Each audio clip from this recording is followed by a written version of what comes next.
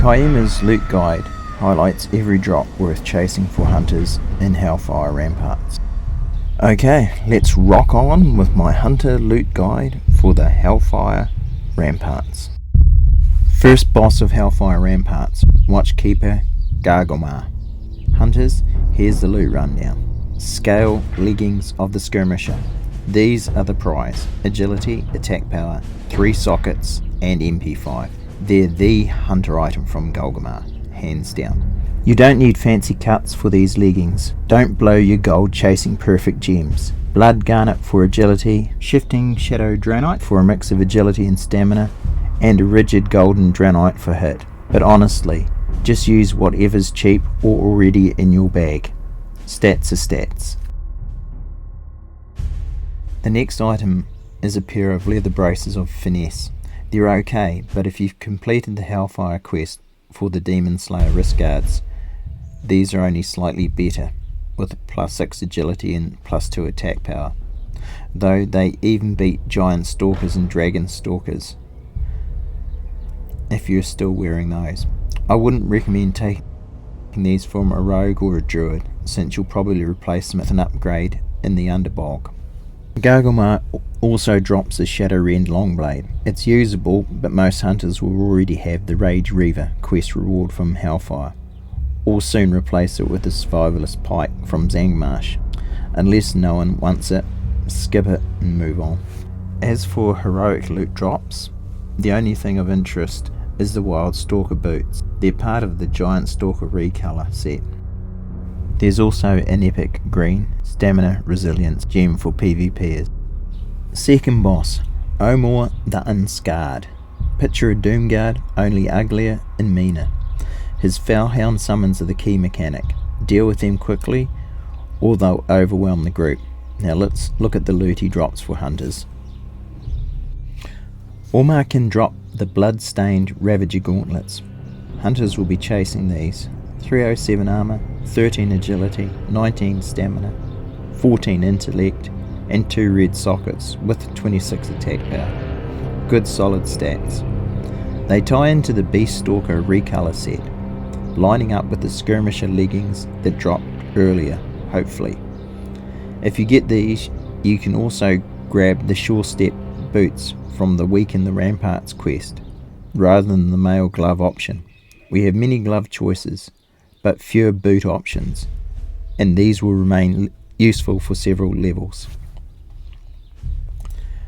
Omar can also drop the Garrote string necklace. It's a decent item, but mostly sought after by classes without high-end raid gear from Classic. For hunters, it's only a minor upgrade compared with the finely wrought chain quest reward in Hellfire. You'll replace it quickly with the Skittis Offensive quest necklace at level 62, or even a BOE Pendant of Cunning from the auction house if they're going cheap. That's it for normal loot. Now on to heroic. Omar can drop the Girdle of the Blasted Reaches, item level 115. It's a male bout with 367 armor, 16 agility, 22 stamina, 20 intellect, and 2 red sockets with a +3 intellect bonus. It also adds 30 attack power. The belt matches the Desolation battle gear set, so it looks good, but if you're farming heroics, you'll likely replace it with the epic belt from Murmur, or even the socketed Terapic girdle from the Mechtheridon 25-man raid, which should be easy to pick up with a soft reserve. Another drop to note is the Terraflame dagger. It gives +14 hit rating and 34 attack power. Decent stats, but realistically, stronger weapons are available, so this dagger isn't a priority for hunters. The only gem he drops which might be of interest to hunters is a +6 stamina and +5 resilient epic gem, and it matches a yellow or a blue socket. It's probably only of interest to the PvP guys out there. That brings us to our final boss, Nazin and Vazrudin. The loot is stored in a large foul iron chest. From Nazin and Vazrudin, you can get the Shifting Sash of Midnight. It's a leather belt with decent stats: agility, stamina, 2 sockets with a dodge bonus, and 28 attack power. It's better than most classic raid belts, but not by much. Hunters will usually have the heavy miner's belt already from the Hellfire quests, and Blade's Edge offers better options later, so let the leather users have it if they need it. The last boss also drops Hellreaver. Cool as it looks, the strength stat says it all. This belongs to warriors. If you're a hunter rolling on it, you're not gearing, you're griefing. Be better than Showbeck. As I pointed out before, there are better quest weapons available, and we'll get on to the heroic loot, where an interesting ring drops for us. We have Averin's Ring of Slaying. It's got 22 agility, 18 stamina, and 38 attack power. For hunters, it's a slight upgrade over Cryptstalker rings, and a solid piece to carry into early raids. If it drops, don't hesitate. Another heroic drop is the Foultooth Eviscerator. It's an epic dagger with 22 crit rating, 34 attack power, decent for hunters, but the Sonic Spear is a stronger option.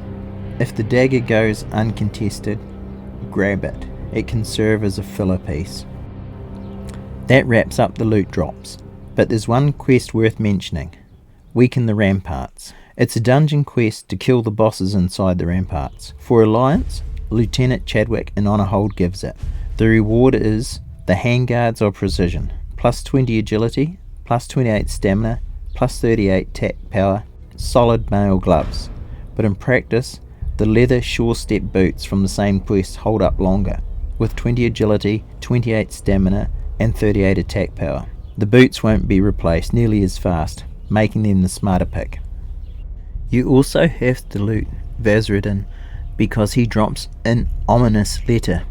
Now this unlocks a quest in the Blood Furnace, so I'll be discussing that in my next dungeon guide.